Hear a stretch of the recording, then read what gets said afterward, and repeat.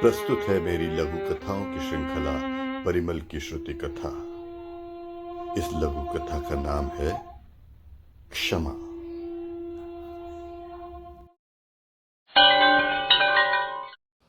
Office से आज कुछ जल्दी ही आ गया था परिमल।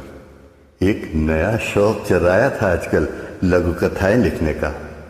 कब चाय खत्म हुई और कब नई कथा को अवचेतन मन में अंकुरित करता हुआ बाहर टहलने निकल गया कि ध्यान ही नहीं आया ऑफिस के कपड़े भी नहीं बदले। आज उसे हिंदी दिवस में मौलिक रचना के लिए प्रथम पुरस्कार मिलना था, इसलिए अच्छे कपड़े पहनकर ऑफिस गया था। महंगी ब्रांडेड सफेद कमीज और अच्छी पतलून। इधर अंतर्मन में लघु कथा आकार लेने लगी और वो अनजाने में ही दूर निकल गया। अंततः साहित्यिक मेघमाला से जब नीचे उतरा तो अपने आप को कंपनी बाग के बीचों बीच पाया।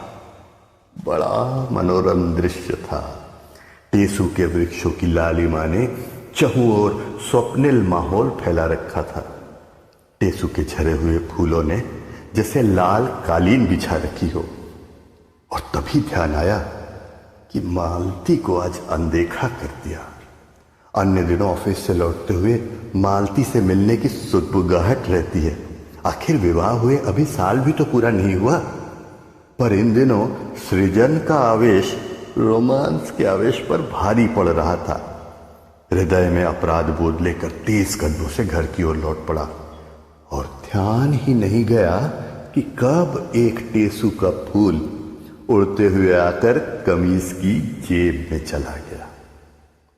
परंतु घर तक पहुंचते पहुंचते साहित्य एक बार फिर हावी हो गया और मालती से बिना मिले जल्दी जल्दी कपड़े बदलकर स्मार्टफोन पर कहानी टाइप करने बैठ गया। आज रविवार है। कल पुराने बॉस की फेयरवेल पार्टी थी। मालती को थोड़ी रेड वाइन चखवाई थी परिमल ने और फिर लौटते लौटते रात हो गई। सुबह देर से उठे दोनों। मालती को बेड से उठाकर सीधे किचन ले आया और डाइनिंग टेबल की कुर्सी पर बैठा दिया। छोटे शहरों में सरकारी बंगले अक्सर बड़े होते हैं। किचन भी काफी बड़ा था और बंगला तो 2 लोगों के लिए किसी रिसोर्ट से कम नहीं था। परिमल ने अपने हाथों से गर्मा गर्म नाश्ता और कॉफी बनाई और दोनों ने चहकते हुए और थोड़ी ठिठोलियां करते हुए नाश्ता खत्म किया।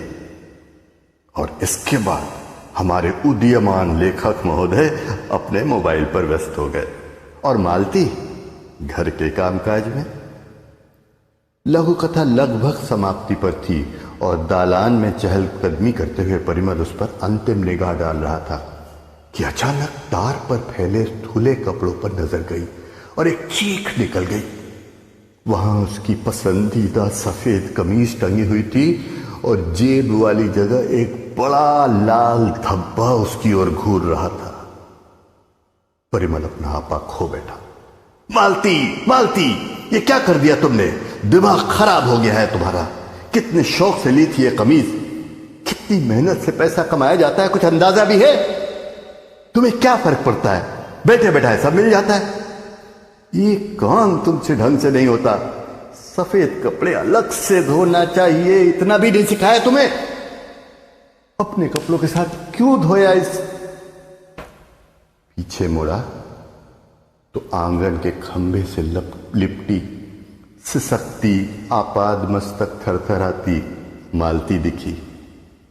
पर उस पर तो जैसे दानव सवार था। अब शब्दों की झड़ी लगा दी और जब सारा शब्दकोश समाप्त हो गया तब जाकर रुका। नजरें आहिस्ता से मालती पर जा टिकी। अरे, ये मालती थी या पश्चाताप और क्षमा याचना की मूर्ति?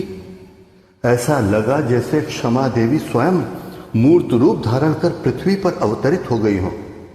शरीर के सारे अंग मानो अपनी भावनाओं से पानी पानी हो रहे थे। परिमल को ऐसी अनुभूति पहली बार हुई। नारी हृदय की कोमलता ने अनायास ही मां की याद दिला दी। ऐसा लगा मानो जगत जननी मां दुर्गा अश्रुपूरित नयनों से उसकी ओर एकटक देख रही है। परिमल को एक अभूतपूर्व सिहरन का अनुभव हुआ मन ग्लानि और चरम पश्चाताप से ओतप्रोत हो गया। अनायास उसके हाथ जुड़ गए, घुटने जवाब दे गए, नतमस्तक हो मालती के चरणों के पास बैठ गया। कुछ बुदबुदाने की आवाज आई। मालती उसे आलिंगनबद्ध करके कहने लगी कि एक टेसु का फूल पता नहीं कैसे आपकी जेब में चला गया था, मेरी गलती थी, देखकर भिगोती तो ऐसा ना होता। पर परिमल की बुदबुदाहट अभी भी जारी थी।